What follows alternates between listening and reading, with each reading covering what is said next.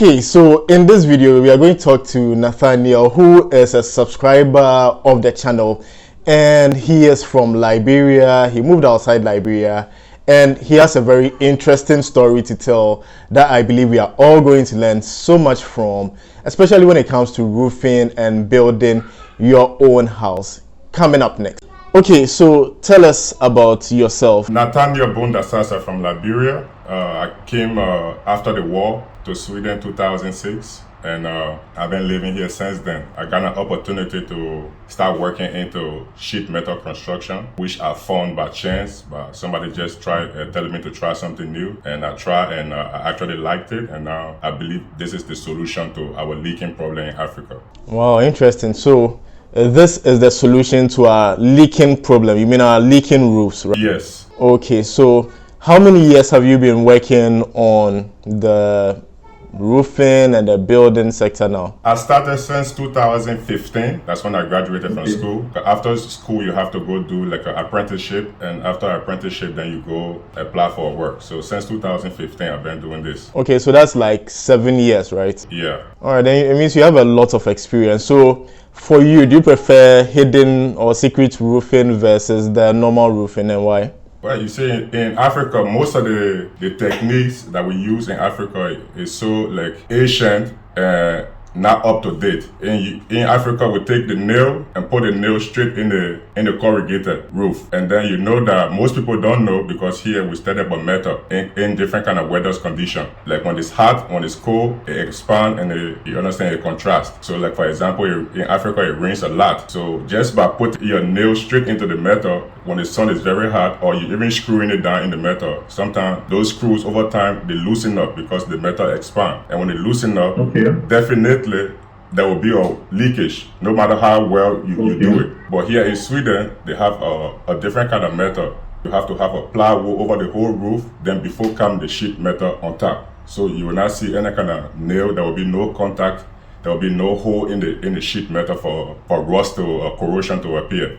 Okay, so it's like seamless, end to end. The roofing sheets are seamless, right? It's all folded and bended together like paper. And I'm sure that would also cost a lot, right? Because where you are, I mean, the cost of living is better than in Africa, I'm sure, right? And so in Africa, people prefer to use like aluminium and maybe alu zinc or aluminium alloys for their roofing sheets. And so how expensive is what you are describing, and how practical do you think it is for Africa? Well, first I will discuss it in two ways. You know, like you said, people will always think about price, right, in Africa. So for example, if you doing your corrugated roof, like the metal how people do in Africa, the one they used to. So let's say your house start to leak in 2 years, because most of those houses they do in Africa, I promise you, I can put my salary on the line, I can bet anybody, it cannot last more than 5 years without experiencing, even in the process, before you even move in the house, it already starts to leak. In most cases. So, and you have to repair those roofs. So if you calculate how many times and how many money you invest in repairing your roof, and instead of doing it right, or getting some information at least, how much does it cost to do it the right way, instead of you doing it over and over? Because if you calculate doing it over and over, you would have probably bought another new house. If you think about it. Yeah, that makes sense. That's true. So if you go on the market today, they have many prices where you can buy sheet metal. It comes like a toilet paper. It comes on a roll like a toilet paper. So you have a cord, for example, 500 kg, 8 millimeter, that can cover up an area of 227 meters square. Those things, it costs somewhere around 1,000 in Sweden here, 1,000 to 1,500 US for one of those toilet paper roll. And then you need machines to bend them to fit your roof. And those machines, they have the manual and they have the electrical. The manual ones is something that a Ghanaian can just look at and even make right in Ghana. The manual one, the mechanical one, the ones they did houses with like back in the 1600s. So those bending machines, you have them, and you have the toilet paper, and you have an experienced worker. So you have a material, and you have the method, and you have the machinery, and you put it there. It goes for at least 75 years, my brother, before you don't even have to touch your roof again. You focus on something else. But Africa give them 2 years, 3 years repair, money spent. And then you understand, so you just do the math. You calculate how many square meter your roof is, and then you say, okay, one toilet paper is this amount of, it can cover up 227 square meter. I can send you the links where they sell, they gave the calculation there and how much one of these costs. So you determine how many toilet paper of this you need for your house. If you need 2, then it will cost you around $3,000. Then you get an experienced guy asking his price, how much would it cost him to put on your roof. Some people take, in Sweden here now, according to the Swedish price, some people take, let's say $25 per square meter. But in Africa, if you're doing it with an African brother, I know the situation there. I will not charge people as in Africa here, because we'll be doing it the manual way there. It's just the technique that will be shown to them. So I will charge maybe half the price of that. If you buy, depending, you buying your own material. Okay, understood. So we'll look to see if we can get like a merchant in Ghana or anywhere in Africa. And if you are watching this video and you are a merchant who deals in corrugated roofing sheets, you can also let us know in the comments below. This could be like some good publicity for you. Okay, so you are showing the samples of what the roofing sheets. Tell us more about this. Yeah, this one, it came first like a toilet paper, and I had to form it and bend it like this. So you have one as the male and one as the female version. And this is how you put them together. You see, one is bended like this, if you can see. And the other one goes over it like this, and then you fold them together with a special machine. And you double fold them. But before you do this, I need to find it. There is another instrument you put here to fold, another tool, piece of metal you put here that will fold this down into the on the roof, because the roof will be like this.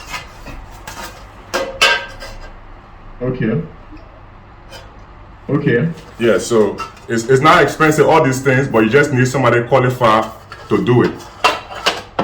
So not just any carpenter who can do it. We need like a qualified professional. Yeah, somebody who went to school for this and who know how, because we work by millimeter. This is all bended by millimeter. This is 12 millimeters. This is 8 millimeters. You know, this is 25 millimeters. So you have to, because everything has to fit perfectly.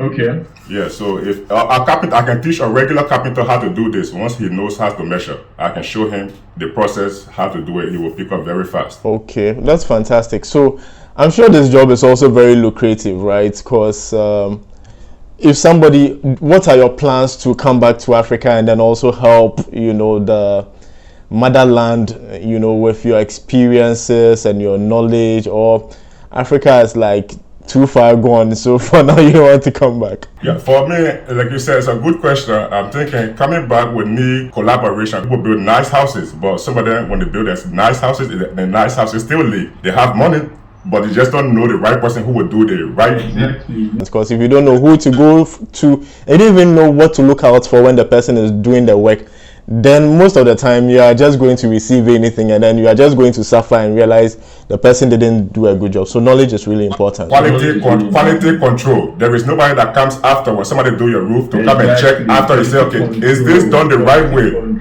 So for me, I would like to do that in Africa. I would like to come before, if somebody do your roof, I would like to come and check it to tell you that this will last you this amount of time and this amount of, because the method he used to do it, I believe it is this way. But people spend a lot of money on roofing in Africa, a lot of money.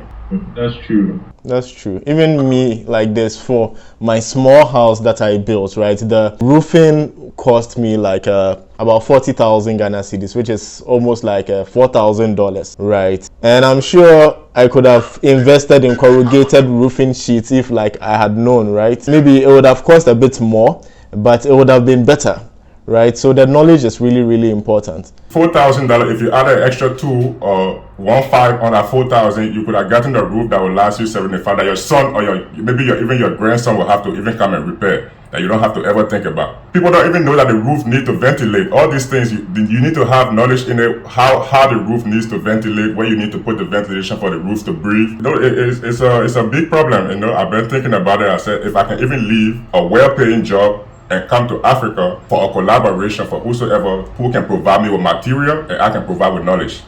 And then we can have something to work with. All right, that's really good and really important, right? So, can you tell us about the process, right? How you start, how you finish it, how long it takes. For example, if I need somebody to come and work on my roofing project using your process, how long will it take typically, right?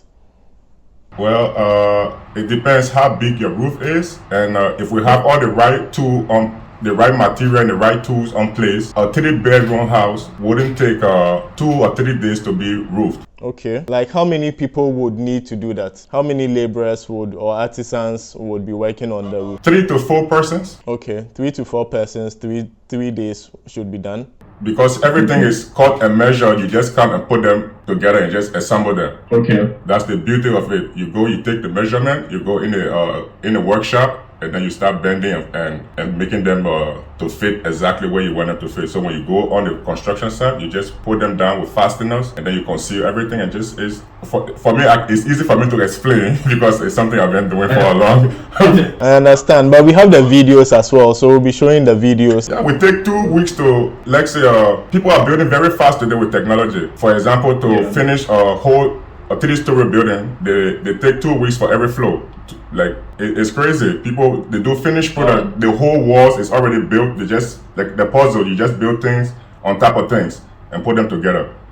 People are not laying bricks too much today. They build everything already finished, and then you just put them together. So it's like that with sheet metal. You just put things together. Wow. That's really interesting. So my next question is, if we do this for hidden roofs in Ghana or in Africa, right? Are you saying there's not going to be any form of leakage at all? Because the reason why most people are concerned about the hidden roof is the fact that they hear it leaks, and there's also not enough room if like it's leaking for the carpenter or whoever to go and fix it, right? So what are your thoughts on that as well? Hidden roof, what's the definition of hidden roof in Ghana? Because I don't know what they mean. The one you put the wall on the side and then the side and then you put the roof so nobody can see the roof. Yeah, but there is a connection from the wall to the metal. That connection, you should have somebody who know how to connect from cement to metal. There's a way how to do it. You cannot just put the sheet metal on the cement and expect water not to pass behind somewhere. You have to make an indent on the wall and form the sheet metal to fit exactly in that indent. And then when you screw it when you finish screwing in the indentation, you put sealant over it. Okay. So there will be no way water can come in there. But I have to demonstrate it on site for somebody to show you exactly how to be done. Even if I explain to a regular guy, he will not know what I'm talking about. I understand. Okay, so are you building any project in Africa, or you're not building anything in Africa currently?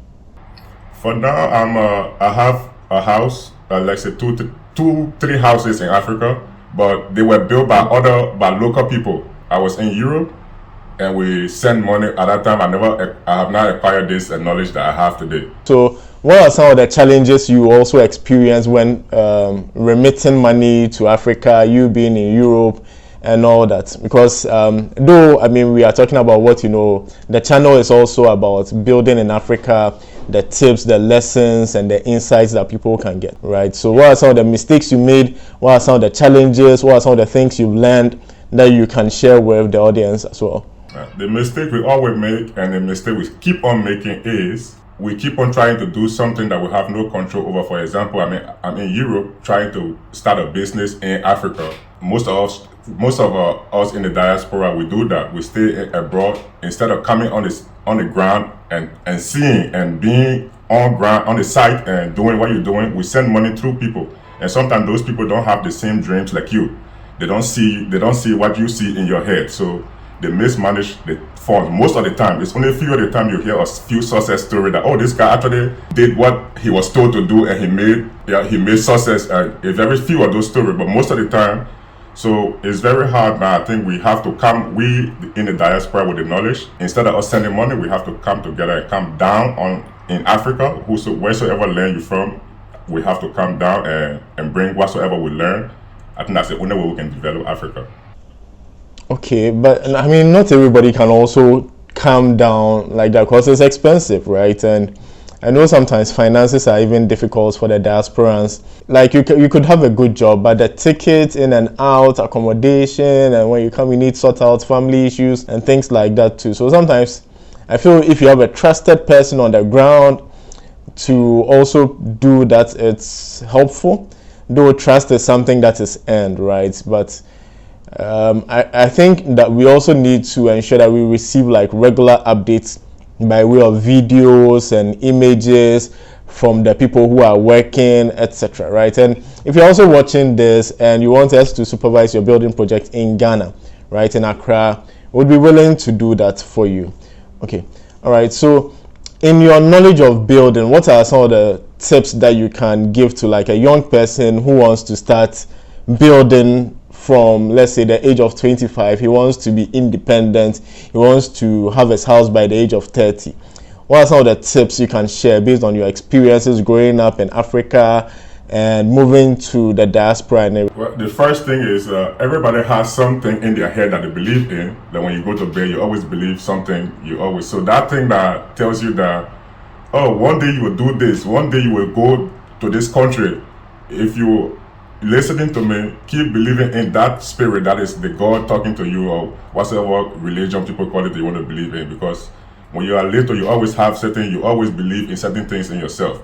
But sometimes when you're growing up, the people you're around, they kill those things over time by telling you or leading you the wrong way, hanging around the wrong people, and being into all that.